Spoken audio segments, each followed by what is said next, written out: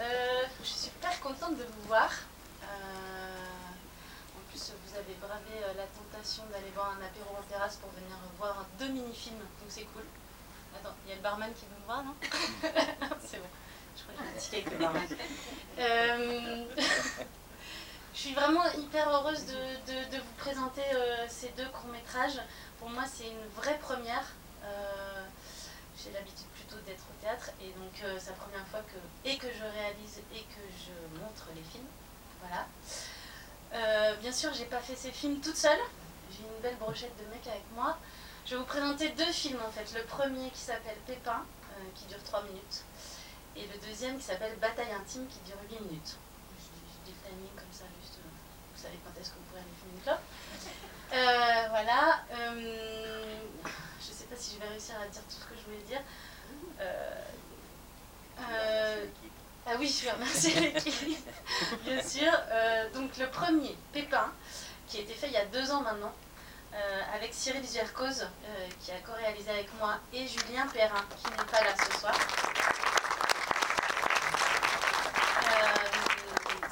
C'est un premier film avec toutes les erreurs d'un premier film, mais je l'aime beaucoup et je suis très heureuse parce que tout le monde me dit qu'il me ressemble, alors c'est déjà pas mal.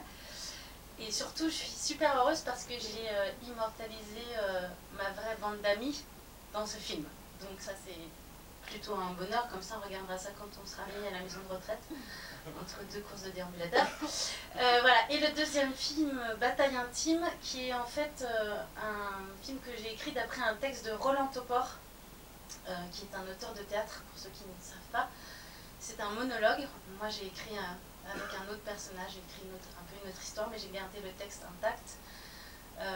Et j'ai reçu tout à l'heure, enfin hier soir plutôt, un message absolument génial, que je ne vous ferai pas écouter parce qu'il est très très long, de Nicolas Topor, le fils de Roland Topor, donc, qui me dit tout le bien qu'il pense du film parce qu'il l'a déjà vu en avance.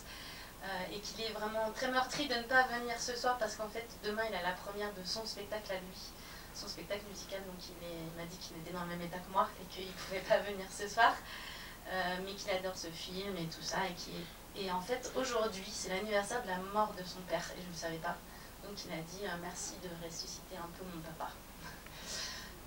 Voilà, je crois que je vais essayer de parler moins longtemps que mon film parce que sinon on est mal. Donc je vous présente Franck Bouchoucha, qui est le chef opérateur de Bataille intime.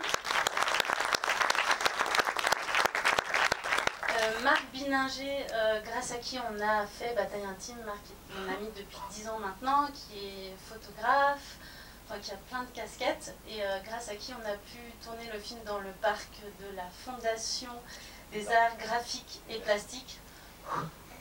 Et d'ailleurs on remercie Monsieur Allo qui nous a accueillis là-bas.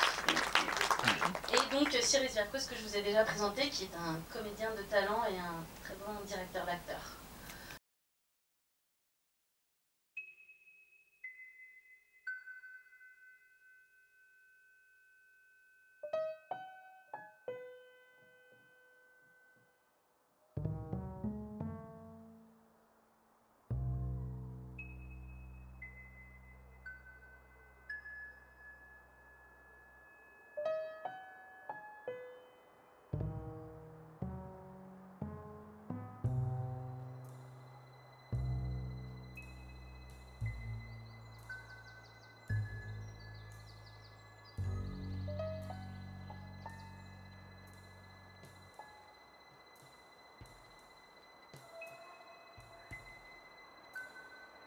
Bonjour Minette. Comment ça va aujourd'hui? Tu m'as manqué, tu sais. Tu as vu ce beau temps?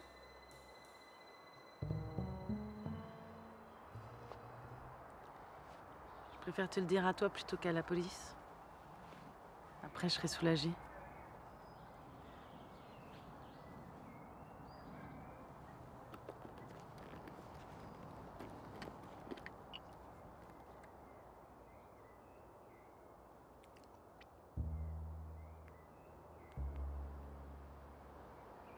Il y avait trop de sang. Au début, ça allait encore. Enfin, il y en avait un peu, bien sûr, mais c'était supportable. Puis il s'est mis à couler à gros bouillon. Impossible de l'arrêter.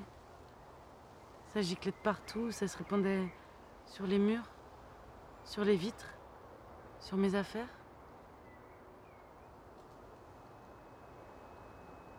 Moi, j'aime pas tellement le sang. Il me dégoûterait plutôt.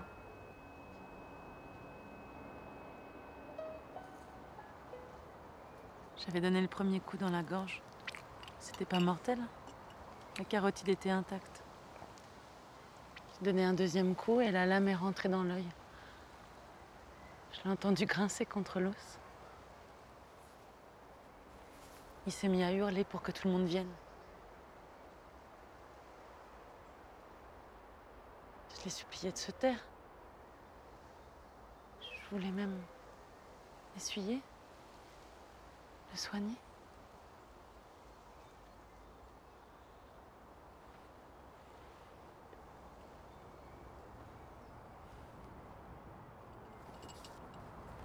Je le serrais contre moi pour pas que les voisins entendent.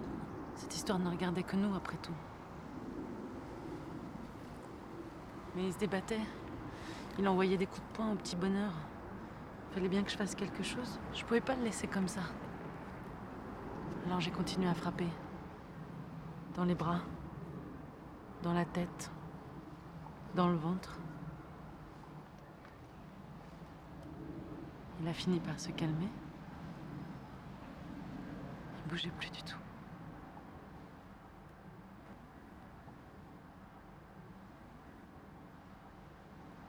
Après, il a bien fallu le découper.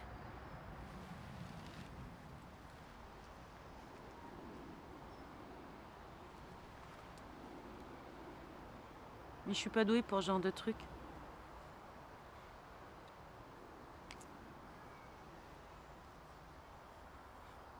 J'ai jamais su découper le poulet ni le gigot. J'arrive pas à faire de belles tranches. Je salope tout. Ça d'ailleurs, il arrêtait pas de me le répéter. Quand j'ai réussi à détacher la tête, on aurait dit qu'il était creux à l'intérieur, comme une poupée pleine de sang.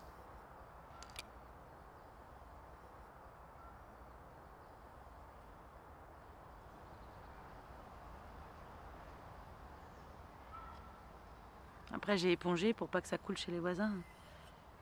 Cette histoire ne regardait que nous, après tout. J'ai vidé 6 cuvettes de sang dans l'évier. Et encore, il en restait plein par terre.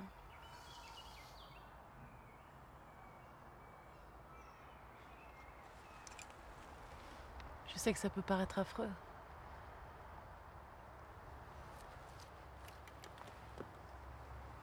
Mais je veux dire, j'en avais marre de l'avoir toujours là, à l'intérieur. Toujours en train de me dicter ses ordres. Parce que ça, c'était lui qui commandait. Hein. Au lit comme ailleurs. Même mes rêves, c'était les siens. Le matin, il m'obligeait à fumer ses cigarettes. À me raser et à pisser debout. Quand on allait au cinéma, il me faisait toujours asseoir à côté d'une fille pour que je la touche. Ça lui faisait des trucs, hein. Ça l'excitait. Mais le pire, c'est quand il m'empêchait d'avoir mes règles. Et ça, vers la fin, il le faisait tout le temps. C'est déjà dur de vivre avec un homme dans un appartement. À deux, dans un seul corps, ça devient impossible. C'est vrai quoi, Minette. Je suis pas si grande. Pas si grosse. Y a pas de place pour deux.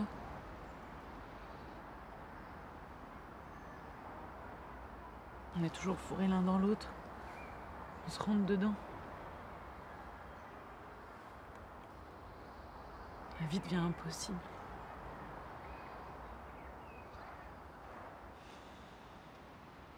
Je regrette pas de l'avoir saigné. C'est de la légitime défense. J'aurais mérité que ça se passe autrement. Plus tranquille. C'est vrai qu'on n'est pas des sauvages quand même. Je me sens mieux de t'avoir tout dit.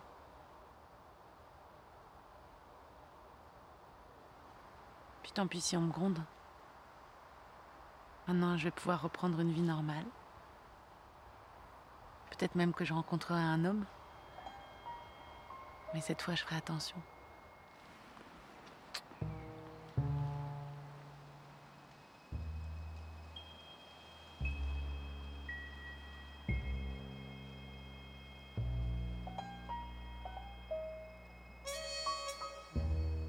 When you say you love me, sounds like the sweetest song. But when we're back to reality, all the messes come around.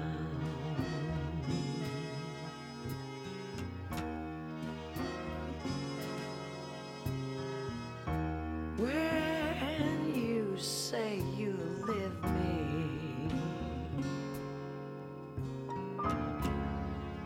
my heart starts to bleed. No more soul and knife in my brain, baby. All flowers die, straight have no seeds.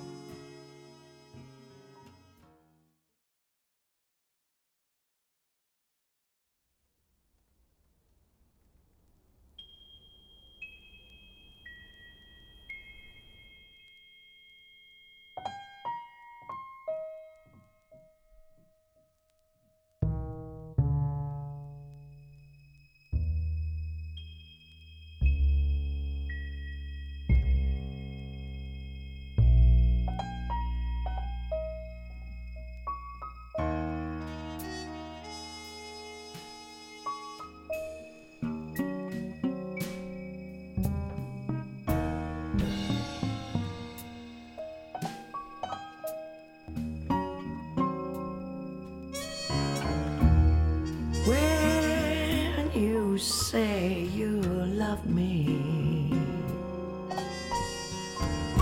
sounds like the sweetest song. But when we're back to reality, all the messes come around.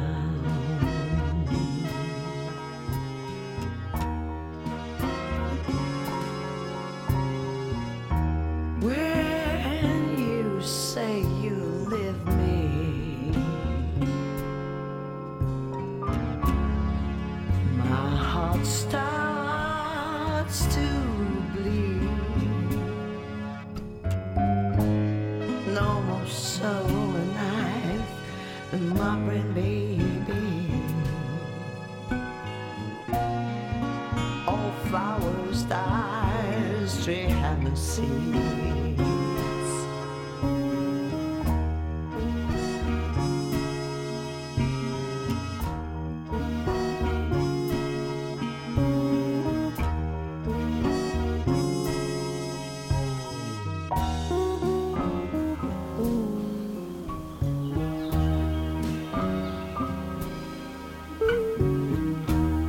But when you say you miss me,